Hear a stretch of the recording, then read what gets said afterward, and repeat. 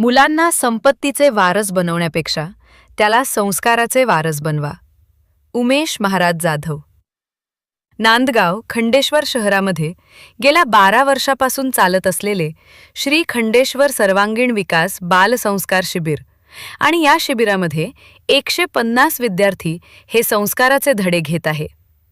या शिबिरामध्ये मुलांना रोज सकाळी 6 ते 7 योगासन, प्रार्थना गीतेचा 15वा अध्याय, सुभाषित, हरिपाठ, अभंग, संतचरित्र, गायन, आईवडिलांचे महत्त्व, गोसंरक्षणाचे महत्त्व, व्यक्तिमत्व विकास, स्त्री भ्रूण हत्येचे दुष्परिणाम, मृदंगवादन आदी विषय शिकवले जात आहे.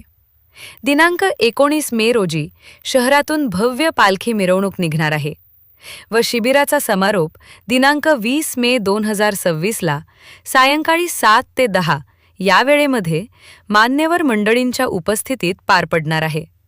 या सर्व कार्यक्रमाचा लाभ जनतेने घ्यावा असे आवाहन शिबिर संचालक श्री उमेश महाराज जाधव यांनी केले आहे. यावेळी शिबिरातील शिक्षक मंडळी हरिभक्त परायण भूषण महाराज गिरी, सूरज महाराज पोहोकार, विशाल महाराज मालगे, कार्तिक महाराज चवात, गोपालभाऊ काकडे, परमानंद महाराज राऊत ही मंडळी उपस्थित होती. गेल्या 12 वर्षापासून श्री खंडेश्वर सर्वांगीण विकास बाल संस्कार शिबिराचं आयोजन समस्त गावकऱ्यांच्या सहकार्याने या ठिकाणी दरवर्षी आम्ही मोठ्या उत्साहाने करतो आहे. यावर्षी या बाल संस्कार शिबिराचं 12वं वर्ष आहे आणि या शिबिर निर्माण करण्याला अर्थात या शिबिराचा उद्देश जर काय असेल तर खऱ्या अर्थाने या देशातील आजचा बालक उद्याचा तरुण निर्व्यसनी, सदाचारी आणि सुसंस्कृत व्हावा या दृष्टिकोनातून या बाल संस्कार शिबिराची निर्मिती आहे. आजपर्यंत या शिबिरातून अनेक विद्यार्थी शिकून गेले.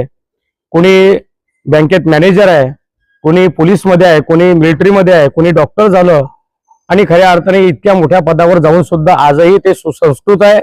आणि एक वाक्य नेहमी सांगत असतो, माझ्या शिबिरचा विद्यार्थी कदाचित डॉक्टर होईल न होईल, क्लासहून अधिकारी होईल न होईल, पण माझ्या शिबिरातील विद्यार्थी स्वतःच्या आई वडिलांना कधीही वृद्धाश्रमामध्ये पाठवणार नाही, एवढी मात्र आम्ही गॅरंटी घेत असतो.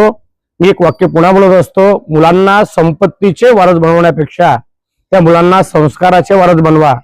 कारण संस्कार असेल तरच संपत्ती टिकेल. नुसतं संपत्ती मुलांकरता कमवून ठेवली पण संस्काराच्या नावाने जर शून्य असेल, उद्या चालून त्याच आई वडिलांवर रडण्याची वेळ येईल असं मला वाटतं. आणि म्हणूनच जास्तीत जास्त आई वडिलांना मी विनंती करेल की आपल्या मुलांना कुठेही बालसंस्कार शिबिर असो, नांदगाव खंडेश्वरचं असो किंवा अमरावती जिल्ह्यामध्ये कुठे जरी असेल तरी आवर्जून आपल्या मुलांना त्या बालसंस्कार शिबिरामध्ये पाठवावे, एवढी सर्वांना आग्रहाची विनंती. रामकृष्ण हरी.